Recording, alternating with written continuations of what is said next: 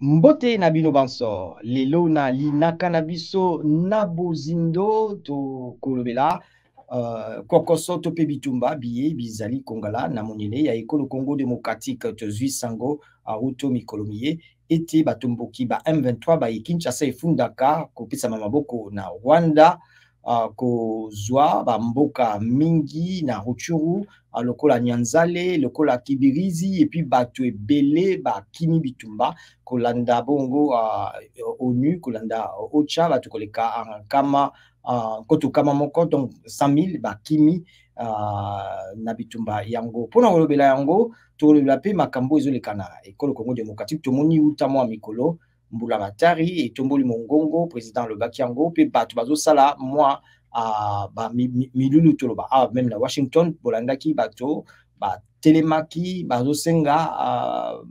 etumbu likolo ya Rwanda likolo ya banani ya babundi ya batomboki ya M23 mpona kolobela yango toyambi bongo lingomba moko ezalaka wa mabongisi ezalaka wa na États-Unis kombo na yango ezali Congo Prosperity Catalyst esalama ekelama lingomba yango na Californie kasi esalaka lobbying to pe ekendaka koloba mpona ekolo Congo démocratique na lisolo lelo tokoyamba bongo mokeli pe mokonzi na yango azali bongo monsieur Pierrot Kachala na mokitani na ye to pe molandi na ye azali bongo na kombo ya mwana mboka Manu Kapapa mpona kolobela yango toyambi bongo bandeko na biso mbote mwana mboka Pierrot Kachala. Mbote ndeko Edi boni kuna na Washington ya yambo ezali awa na Washington DC ezalaki poso eleki bato batambolaki bato bazosenga makambo esalama bazokritike mwa moke pe États-Unis po ezosala eloko te bino bozali awa bobi bosalaka lobbying bino bosali nini na ngambo na bino mpona likambo yango. Merci beaucoup monsieur Di pour la question tuningai biso to kolobaka ke ça fait 2016 biso to salaka lobbying na Washington pour na makambo mboka na biso bon pour na makambo ya guerre injuste o ya M23 ya na Rwanda si mboka na biso to sengi sikoyo bato batamboli na mboka bato batamboli na diaspora to sengi mokonzi ya mboka azwa ba mesure économique de guerre parce que mboka nyonso ezalaka na guerre na mokili il faut bazwa ba décision ya makasi pour le moment tomoni ba déclaration mingi ba peuple na biso ko kolia ba déclaration te to sengi mwana mboka azwa courage ya mwana mobali azwa ba sanction économique de guerre temporaire a imposé encore na ba compagnie nyonso étrangère o eza na Congo et ça ba mesure temporaire économique pour comme ça soka suspendre ba activité na bango ba compagnie ne ko sala pression na ba pays nyonso ezo ko suivre ba double G mais ça ba pays ebele ba pays ya monde nyonso ezo sala ba business na Congo alors akangana ba activité nango temporairement parce que batu na Nord Kivu ba ko souffrir te na guerre et pourtant place mususu mboka ezo ko fonctionner entre temps ba les mêmes pays wana ba so ko jouer biso double G pour les ba supporter RDC ba so jouer ba chez mi balé dans la makambu ya Russie na Ukraine monde entier ba imposer ba sanction économique sur Russie ba pesi pe bango minduki ba pesi ba bango bambo ba tilo ba milliards de dollars mais RDC a ça agressé illégalement mutu moko dans ce pays RDC minduki ou bien bongo ba milliards de dollars ezo kende na Russie na Ukraine na minduki tout ça bon makambu ya Israël là bazaki attaqué na Gaza tomoni mokili mombezo ko soutenir ba mbongo ba minduki mais pour nini RDC batiki biso ka boy alors pona yango ba pays wana nyonso elingi ba minéraux biso stratégique ba risque biso stratégique bonga ekomi oyo pe ya kozo ba mesure ya makasi comme ba le français au grand mot les grands remèdes et comme temps au président asala kiasa mwana mobali azwa mesure ya ko suspendre ba activité ba compagnie étrangère au sala na Congo à part Afrique du Sud oyo atindaki ba troupe na ye a suspendre encore temporairement jusqu'à ce que bitumba wana esila Voilà, ozayo mon côté na linaka ozape na mokambi mokelipe mokambi molandi ya Congo Prosperity Catalyst ozape na mwana mboka Manu yepe to tuna ima mituna kasi yambo tozu tuna mokonzi ya mboka ya ekolo Congo Démocratique azwaki mwa mikano tumoni abandaki ko Rwanda zaki na raffinerie zaki azwaki mwa mikano kata boyokani wana na Rwanda baza susu na raffinerie ya Orte tout ça mais azwaki quand même moi mikano yango ekoki te mwana mboka Kashala avant to leka na Piro Manu na Manu Kapapa ba mesure oyo azwaki contre Rwanda wana ya kosala ke ba activité ya Rwanda RSA le matin na Congo eza pe bien mpona kuna mais wana ekoki te il faut kobakisa po ba mesure wana tala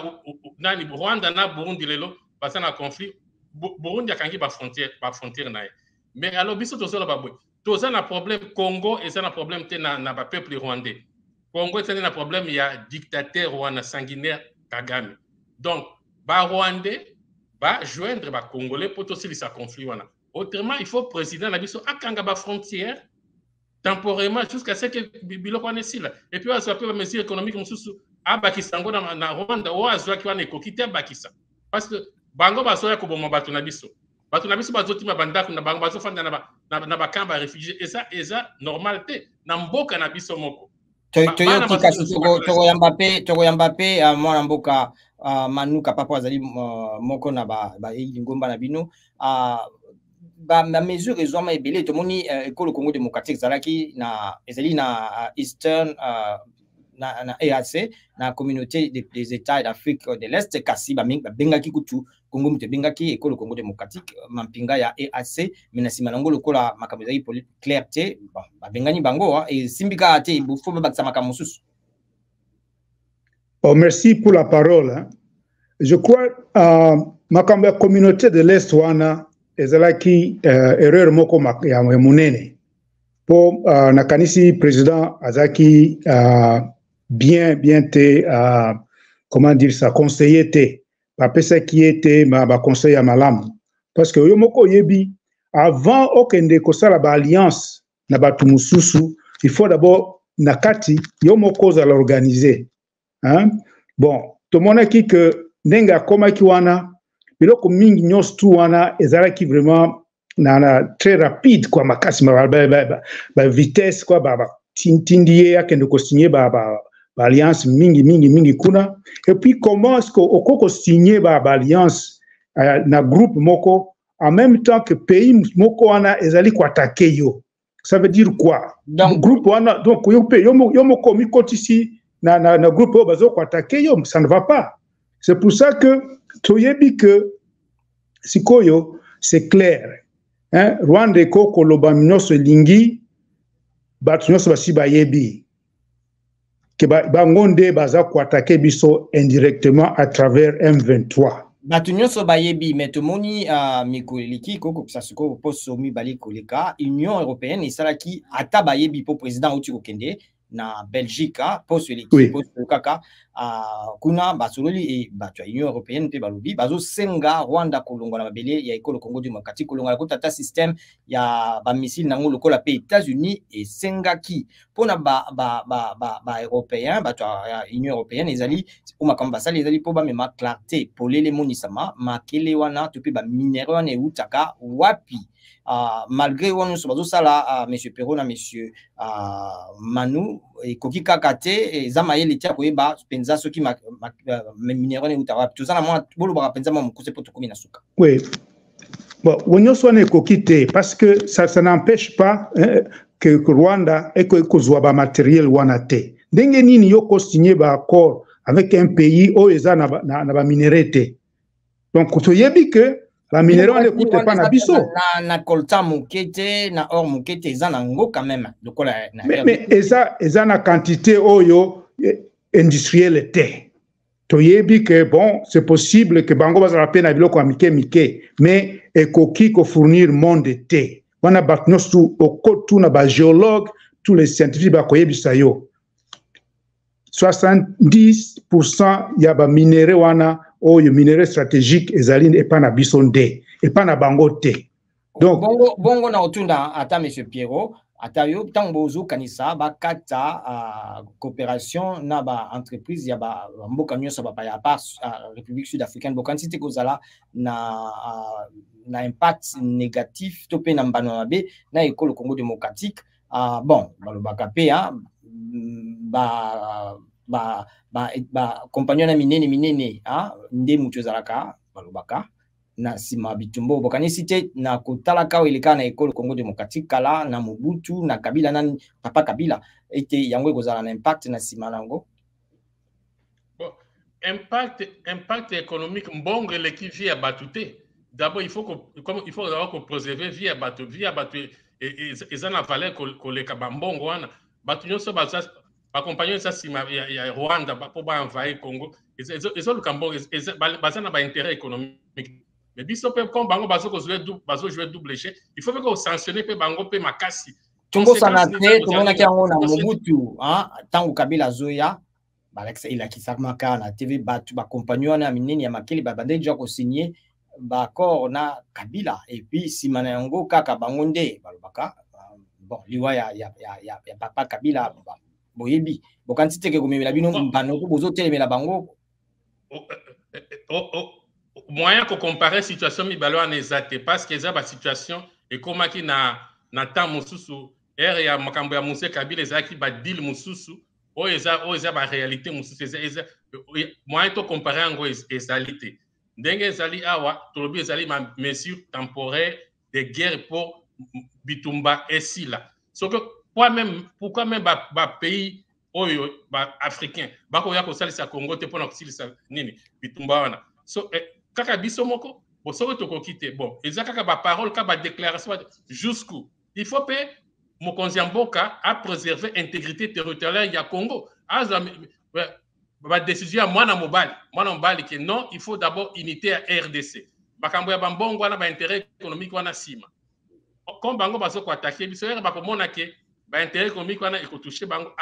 bako sala ke bitumbana esila noki bon soko pe ba ici ba ke ba sa Félix président que oh non ozabani ba mesure wana te passe économique bien que ça l'affecter lié à la bongo d'abord intérêt à peuple congolais bato bazo kufa mikolo nyonso bato tozomona bazo ki mam kolonionso yo ki bolobi bino bosalaka lobbying bokenda kolobela ekolo Congo démocratique awa na Amerika boyaka awa na Washington DC pe bisika misusu kasi mikolo nyonso lokola États-Unis ezokende na mapona mito yoki mingi kutu moko ya ba candidat président Donald Trump mokonzi akala ko beta kaseti kolobake bato bazoyaka kokota awa lokola bakima bitumba bazotaka ba mboka lokola Congo bazotaka ba prison bazotaka ba centre